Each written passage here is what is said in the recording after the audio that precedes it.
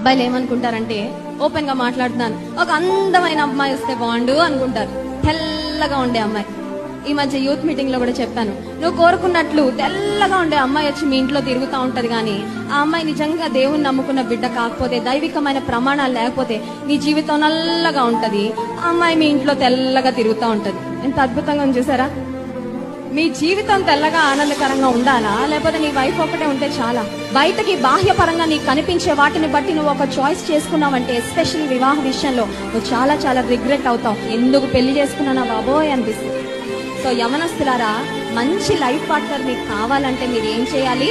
అటు ఇటు చూడటం కాదు, ఫేస్బుక్ లో ఎతకడం కాదు, వాట్సాప్ లో ఎతకడం కాదు, ఏ ఫోటోలు బాగుంటాయా, ఏ మొహాలు బాగుంటాయా, ఏ ముక్కు బాగుంటుందా, ఏ అమ్మాయి తెల్లగా ఉంటుందా, ఇలాంటివన్నీ నువ్వు వెతుక్కున్నావంటే నీకు ఒకవేళ నువ్వు కోరుకున్న అందమైన వ్యక్తి నీకు రావచ్చేమో, కానీ she might not be or he might not be the right person that God has in store for you.